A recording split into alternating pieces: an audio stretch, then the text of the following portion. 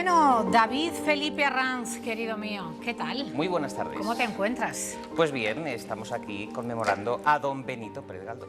¿Cuántas conmemoraciones? Es que ¿Cuántos centenarios? somos un país de centenarios, conmemoraciones, figuras históricas, y la de Galdós es fundamental. Claro, si tuviéramos un país de 200 o 300 años no nos pasaría. Efectivamente. Bueno, este hombre es Hoy fantástico, Pérez Galdós. Sí, es don Benito Pérez Galdós. Celebramos su muerte, estamos conmemorando el 1920-2020 y yo os querría hablar hoy del Galdós más provocador, más coqueto, más contestatario y más rebelde, porque como siempre nos han enseñado la literatura y los episodios nacionales como un rollo macabeo, pues os voy a traer cositas buenas, cositas buenas. Ese es el Madrid de Galdós, claro. Eso te iba a decir, ¿este es el Madrid? Porque cuando él llega, como buen canario, pues lo primero que hace es dedicarse a la vida bohemia. Claro. Lo que hacen todos los periodistas que provienen de las provincias y entonces se dedican a buscar el Madrid, en este caso, de mesoneros romanos, y esta es una anécdota que os voy a contar hoy. Resulta que los episodios nacionales los logra escribir Galdós gracias a un montón de entrevistas que hace, por ejemplo, a don Ramón de Mesoneros Romanos, a toda la generación anterior, que estaba ya muy viejecita, y él aprovecha ese capital para formar esos personajes. ¿Y qué fotografías O sea, que lo que quiero decir es que no es ese hombre de las fotografías muy seriote. Sí, me parece que era como muy Tenía, dramático, muy hoy taciturno. os voy a descubrir que tenía un gran sentido del humor. Alguna anécdota, por ejemplo, en algún teatro ponían las butacas peces, ¿no? Allí ¿Peces? Sí, peces. Por ejemplo, hay un teatro que se llamaba el Teatro Acuático y lo llenó de peces, por ejemplo, para, bueno, manifestar una cierta sorna que conecta muy bien con el humor inglés, que es un humor finísimo. O sea, era un tipo de una ironía muy fina, era muy cuco, ¿no? Podríamos decir, como podríamos decir ahora. Pero vamos, que sí que podemos indagar en él cosas muy bonitas. O sea, que era más rebelde de lo que podemos pensar. Sí, yo lo emparento, Cristina, mucho con Larra. Vimos a Larra hace muy poquito tiempo. Sí. Y él tiene ese espíritu contestatario. De hecho, los textos que trae de hoy, por ejemplo, la Crónica de Madrid, que son sus primeros artículos periodísticos, son muy Larra. Bueno, de hecho, son artículos que, por ejemplo, enjuician la manera pésima que tenía la Hacienda de la época de gestionar los fondos, el tesoro público, de despilfarrarlo. Y entonces, esta Crónica de Madrid, oye, si la escribe ahora en 2020... Bueno... O sea, ¿cómo te lo explico? Completamente ad hoc, al momento. Pero ad hoc, ¿no? Y incluso se ríe de los ministros, bueno, hace unas cosas divertidísimas, ¿no? Y también es interesante de Galdós ver cómo, si queréis ponemos algunos fragmentos, va conformando unos tipos humanos que a él le enamoraban. Ahí es donde vamos, a personajes muy realistas, marginales. Nazarín, de Luis Buñuel. Eso es.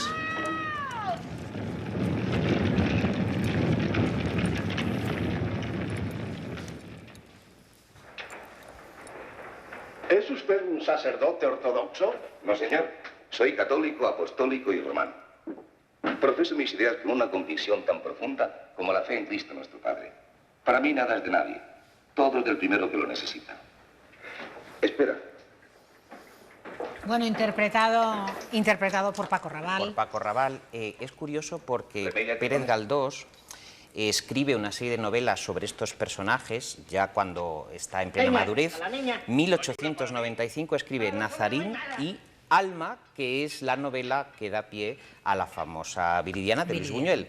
Y hace un personaje masculino y un personaje femenino que apartan la falsa caridad institucional y amor al público y practican una empatía muy personal a base de conmoverse de aquellos que lo necesitan, ¿no? Esto molesta a la autoridad más oficial y convierte a estos dos personajes, el masculino y el femenino, en marginales, ¿no? Mira, precisamente hablabas de Viridiana. Viridiana, efectivamente, femenino. Esta manera de acoger a los pobres en las casas, ofrecerles la comida, alojamiento, todo tipo de comodidades, hace que estas mujeres, la protagonista esa alma, ya digo, la vean un poco como, bueno, una especie de, vamos a decir, de Santa Teresa, porque a Galdós le encantaba Santa Teresa. O sea, y ya hemos hablado de ella el otro día, y para Galdós Santa Teresa pues es ese modelo de misticismo, y a él le hacía mucha gracia, ¿no? Entonces, claro, estos iluminados o estos místicos practicaban la caridad, pero de una forma, vamos, que se quedaban ellos... así, o sea, se quedaban ellos totalmente a dos velas. A dos velas. A dos velas, sí, sí. No has podido ser más expresivo. En 1895, hablemos de Alma, una obra desconocida de Galdós. Es una obra desconocida porque yo creo que vamos a decir, la película de Buñuel, porque Buñuel es mucho más sarcástico que Galdós, mete mucho más trasfondo, es más radical, y Galdós sí que tiene esa parte de la persona con una mayor devoción hacia el prójimo, pero todo esto sí que quería comentarte la importancia que tiene en la vida de Galdós Dickens.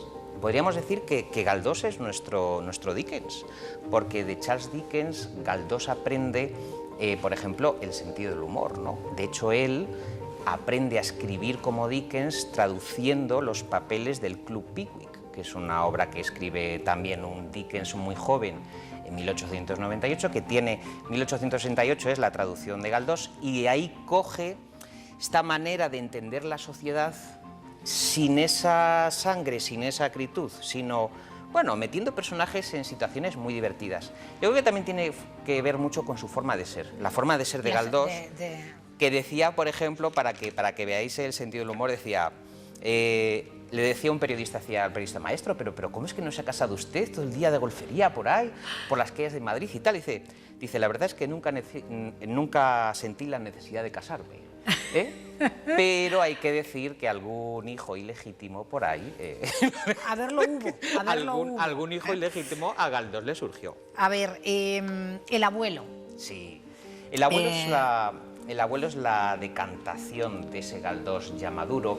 Es muy cervantino, porque el abuelo, en el fondo, es un Don Quijote que vuelve de las Américas. Estamos viendo aquí el abuelo de José Luis García. ¿La vemos un poquito? Sí, vamos a escucharla.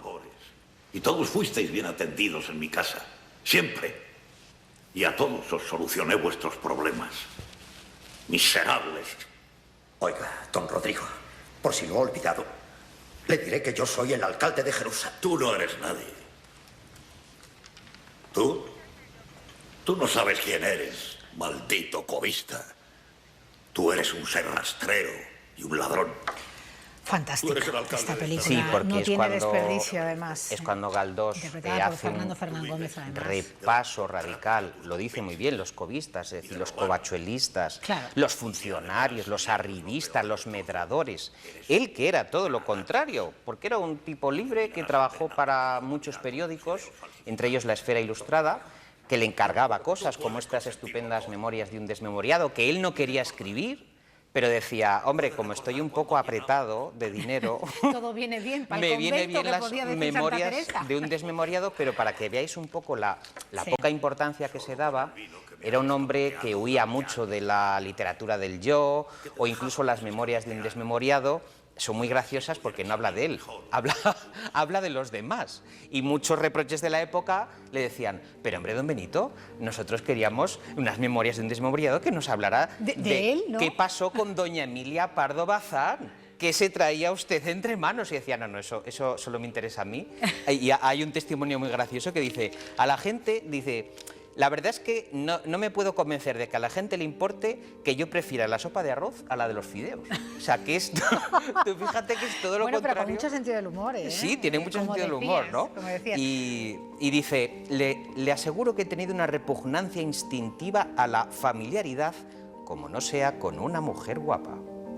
¿Y qué pasó con Emilia Pardo Bazán? Me van a matar porque de tiempo fatal, pero... Pues que tuvieron un romance apasionado, porque hay que decir que Galdós, que era un tipo alto, largo, muy elegante, muy atractivo para las mujeres, triunfaba en los salones femeninos de la época. Entonces eran romances... Pero han puesto una fotografía del jovencito y era apuesto, ¿eh? Era apuesto, era muy apuesto, galán. Y además era muy discreto, no era verborreico, pero toda esa pulsión del lenguaje la volcaba en sus escritos. En su objetivo. En sus escritos y en sus episodios nacionales. Está muy bien. Oye, por terminar con los episodios nacionales, que son fundamentales además, como todos sabemos, para conocer la historia de Son de fundamentales, son 5 series de episodios nacionales y de hecho probablemente sea el testimonio de la historia de España no oficial de la época con la que contamos. O sea, él quiso hacer la historia de las gentes humildes, de las pequeñas gentes que nadie había contado.